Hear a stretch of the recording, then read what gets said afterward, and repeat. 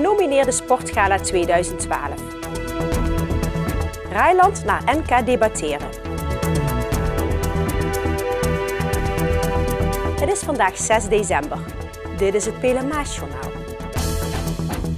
Zondag 9 december 2012 wijzigt Veolia Transport Limburg de dienstregeling van de bussen en de treinen in Limburg.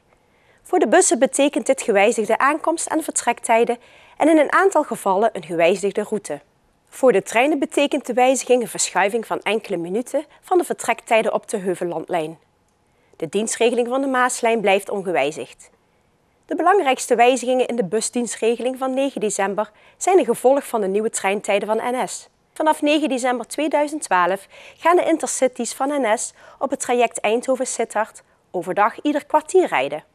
De aankomst- en vertrektijden van de bussen wijzigen om de aansluiting tussen trein en bus te behouden. Kijk voor meer informatie op www.veoliatransport.nl.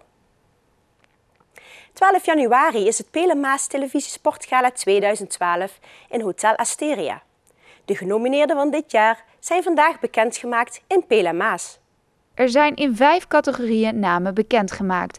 Als sportman van het jaar zijn genomineerd zwemmer Dion Dreeses, wielrenner Mike Teunissen, honkballer Wesley Connor en voetballer Freek Tone. In de categorie sportvrouw van Venray zijn voetbalster Mirte Morees, volleybalster Anne Jansen en bodyfitnessatlete Leslie Barends genomineerd. Daarnaast barst Venray ook van het sporttalent.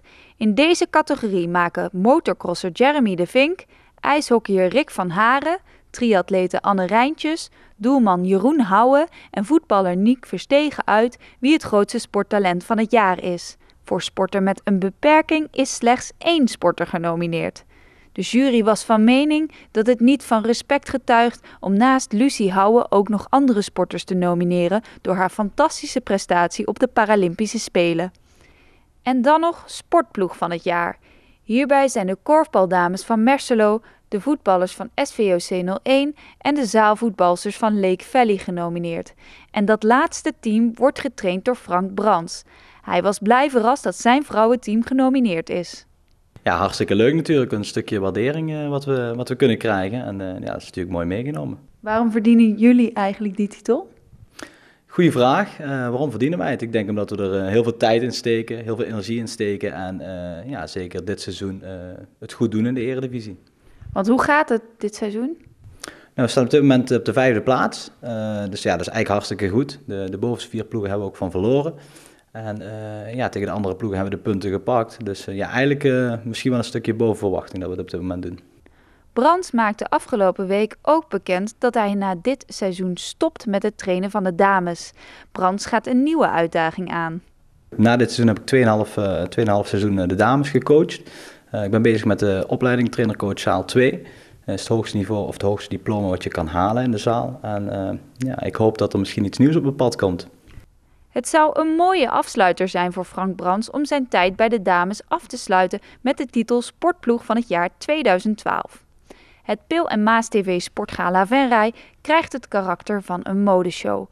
Op zaterdagavond 12 januari wordt de verbinding gelegd tussen sport en mode. Een kaartje voor het sportgala kost €7,50. De kaartverkoop start op vrijdag 14 december. Volgende week dinsdag, 11 december, start de tweede editie van Venray Relatiedagen in evenementhal Venray. De beurs duurt 3 dagen. Deze editie van de vakbeurs voor infrastructuur, grondweg en waterbouw richt zich specifiek op Zuidoost-Nederland. Tijdens de beurs vindt ook het congres Kansen plaats. In dit congres worden de positieve kanten van de infrabranche belicht en wordt er stilgestaan bij de mogelijkheden voor het MKB. De conferentie vindt beide dagen van 1 tot 2 uur plaats en is net als de beurs gratis toegankelijk. De beursvloer is dagelijks geopend van 1 uur 's middags tot en met 9 uur 's avonds. Morgen vertrekt een 5-koppig debatteam van het Rijland College naar Maarsen om mee te doen aan de voorronde van het NK Debatteren voor scholieren 2012-2013. Hier zullen zij de verbale strijd aangaan met andere middelbare scholieren over actuele onderwerpen. De voorronde morgen bestaat uit verschillende onderdelen. En daar hebben we dan 3 debatrondes. Daarvan hebben we er 2 voorbereid en eentje is een verrassingsstelling. Over welke onderwerpen gaan jullie debatteren? Over pensioenfondsen, asielkinderen en multiculturele scholen. Hoe hebben jullie je voorbereid? Wij hebben als eerste hebben we alle stellingen hebben wij doorgekregen vanuit het debatinstituut. Die hebben we uitgewerkt en daarna zijn we veel gaan oefenen. Vorig jaar eindigde het debatteam van het Raailand College uiteindelijk in de finale als 24ste. Dit jaar hopen zij deze prestatie te verbeteren. Als ze doorgaan naar de voorronde, staat het debatteam op 19 januari in de finale. En dan heb je dus de 30 beste scholen die er uit de 3 voorrondes zijn gekomen, die dan tegen elkaar gaan spreken. Al een beetje zenuwachtig? Nog niet, maar dat zal wel komen, denk ik. Tot zover dit PLMA-journaal. Tips kunt u mailen naar de redactie. Deze uitzending wordt herhaald tot en met vrijdag 12 uur 's middags. Vrijdagavond om 7 uur is de eerstvolgende nieuwe uitzending. Zo dadelijk het weerbericht. Weer of geen weer, bij ons is het altijd vakantieweer. Aankomende nacht staat er een stevige koude wind. Het raakt snel bewolkt en in de vroege ochtend gaat het langdurig sneeuwen. 5 tot 10 centimeter sneeuw en op een uitgebreide schaal waarschijnlijk verkeershinder. In de loop van de middag wordt het overwegend droog met een enkele winterse bui. Het wordt 's middags circa 1 graad bij een matige koude wind. Ik wens u een prettige avond en graag tot morgen.